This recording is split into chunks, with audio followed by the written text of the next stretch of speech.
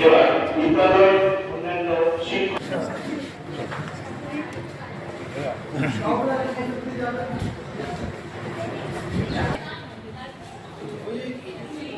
রাজু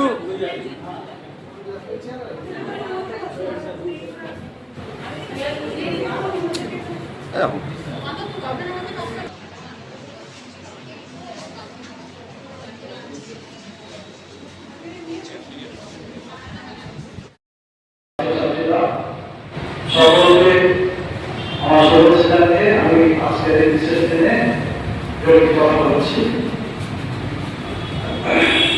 1901 সালের 6 জুলাই ভারতবর্ষের মাটিতে জন্মগ্রহণ করেন ডক্টর শ্যামাপ্রসাদ মুখোপাধ্যায়, যাকে আমরা ভারত কিশোরী নামে জানি। তোমাদের কাছে এই নামটা খুব পরিচিত না হলেও তোমরা জেনে রাখবে যে পশ্চিমবঙ্গে আমরা বসবাস করছি। এই পশ্চিমবঙ্গ সৃষ্টিতে তার ভূমিকা অবশ্যই। তিনি যদি সামনে থেকে নেতৃত্ব না দিলেন, অগ্রণী ভূমিকা যদি পালন না করতেন, আজ হয়তো পশ্চিমবঙ্গ থাকতো না। তার জীবনের মূল মন্ত্র ছিল এক দেশ, এক বিধান, এক প্রধান, এক কিষান। তিনি আজীবন দেশের অখণ্ডতার জন্য আমাদের একটি দেশের জন্য লড়াই করেছেন। ভারত দিতে চান একদিন মানে কি দেশটা ভারতবর্ষ, সে দেশে একটাই পতাকা থাকবে, একটাই সংবিধান থাকবে, একজনই প্রধান থাকবে, একজনই কিষান থাকবে।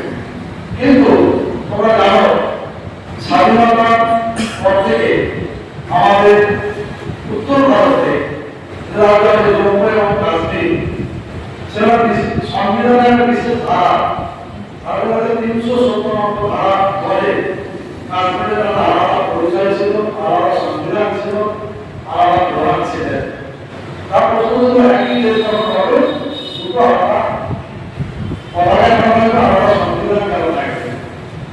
তিনি লড়াই চালিয়েছেন 1953 সাল থেকে তাদের লড়াইটা করেছিলেন, কিন্তু তখন তার স্বপ্ন বাস্তবায়িত হয়নি। পরবর্তীকালে তোমরা অনেকেই জানো, আমরা জানি 370 ধারা বিলোপ করা হয়, অর্থাৎ বর্তমান চন্দ্র রাষ্ট্রে আলাদা কোনো সংবিধান নেই, আলাদা কোনো প্রধান নেই, সেখানে ভারতবর্ষের পতাকায় উত্তোলিত হয়। সেই আন্দোলন করতে গিয়ে 1953 সালে তিনি জম্মু এবং কাশ্মীরে যান।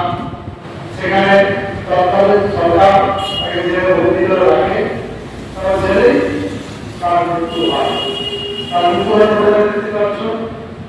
23 জুন 1953 সাল, অর্থাৎ তিনি 52 বছরের কিছু কম দিন বেঁচেছিলেন। এই 52 বছরে তাদের কর্মকাণ্ড আমাদের সবার মধ্যে দাগ কেটে আছে।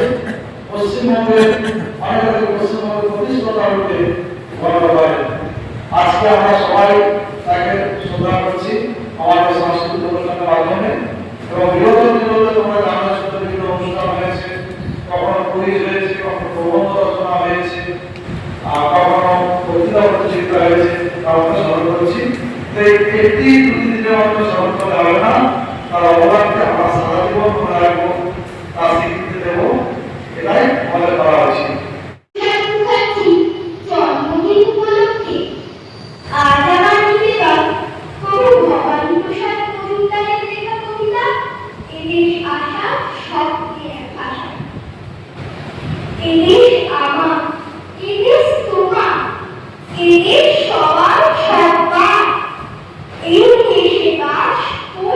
সবাই চোষে চটি চপ্পা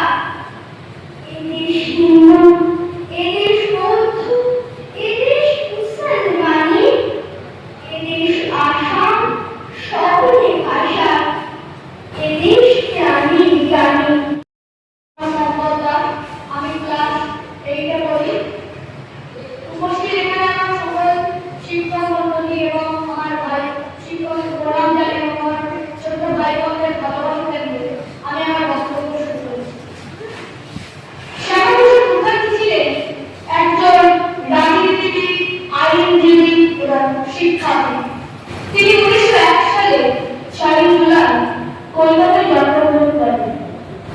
তার পিতার নাম ছিলেন স্যার আশুতোষ মুখোপাধ্যায়, যাকে আমরা বাংলার বাপ নামে চিনি। তিনি কলকাতা বিশ্ববিদ্যালয় থেকে ইংরাজি এবং বাংলায় উচ্চ শিক্ষা লাভ করেন। তিনি পরবর্তীতে ইংল্যান্ডে গিয়ে তিনি আইন নিয়ে অধ্যয়ন করেন। মাত্র 33 বছর বয়সে তিনি কলকাতা বিশ্ববিদ্যালয়ে সর্বকনিষ্ঠ উপাচার্য হন।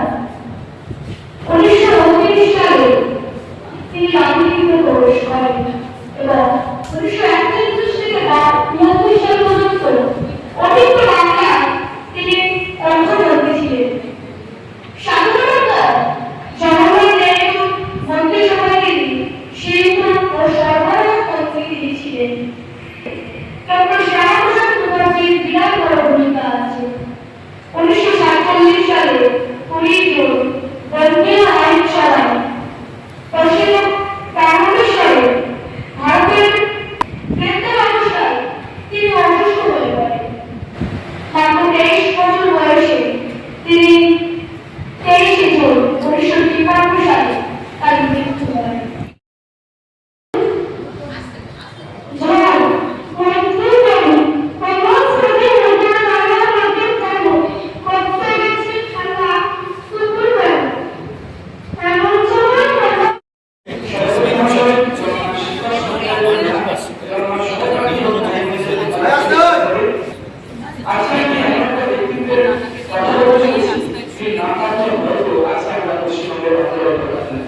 তিনি এমন একটা ব্যক্তিত্ব, তিনি না থাকলে হয়তো আজকে আমাদের বাংলাদেশের চার্চায় পরিবর্তন হতো। সেই ব্যক্তিটার নাম ডক্টর শ্যামাপ্রসাদ মুখোপাধ্যায়।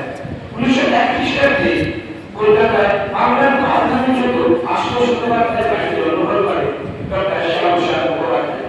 তিনি ছোট থেকেই মেধাবী ছিলেন, শুধু তাই না, তিনি ছিলেন দেশমাতৃকার একনিষ্ঠ সন্তান। তিনি তার দেশমাতৃকাকে অখণ্ড রাখার জন্য যে প্রাণ বলিদান করেছিলেন।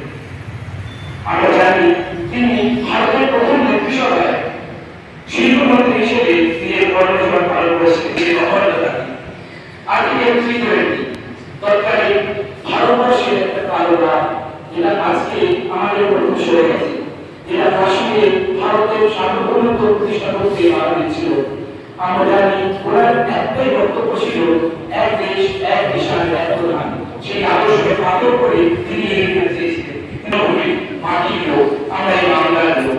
বাংলা জন্মের সময় বিপ্লবী 20 জুন তিনি বাংলা আইনসভায় বাংলাকে ভারতের মধ্যে দাঁড়িয়ে। তিনি না থাকলে হয়তো আজকে ভারতের উনি না থাকলে হয়তো বেতনা ভারতের কালচারাল ক্যাপিটাল দিয়ে, উনি না থাকলে হয়তো আজকে ভারত বেতনা দুর্গা পুজোতে। কিন্তু এটা আমাদের মাথায় রাখতে হবে, ওনার মতো ব্যক্তিত্ব একমাত্র বাংলা জানার জন্য নয়, সমগ্র ভারতের জন্য কাজ করেছে। রাজনৈতিক জীবন ছিল তার বদল। তিনি নেহেরুর সাথে মতভেদ করে 1951 খ্রিস্টাব্দে ভারতের জন্য সংঘ প্রতিষ্ঠা করেন এবং পরবর্তীকালে যারা জনসংঘ থেকে জনতা জীবন এবং তার পরবর্তীকালে সেটা আমাদের ভারতের শাসক দল ভারতীয় জনতা পার্টি হিসেবে নিজের কৃতিত্ব প্রদান। Hare Rama, Rama Rama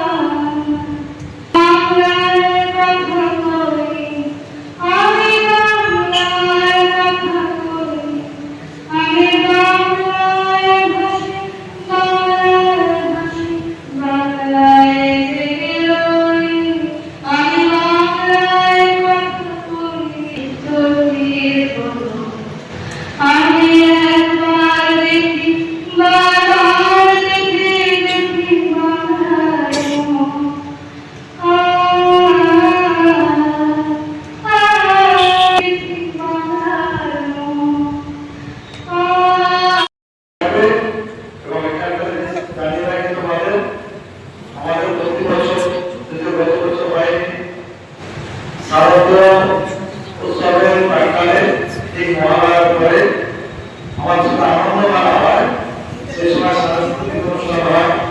তোমরা যারা বিভিন্ন সংস্কৃতি অনুষ্ঠানে যুক্ত গান আবৃত্তি কবিতা বা নাচ সেগুলো অনুসরণ করতে থাকবো, আমরা অনুষ্ঠান করবো। যাই হোক, আজকে আমাদের অনুষ্ঠান শেষ হলো।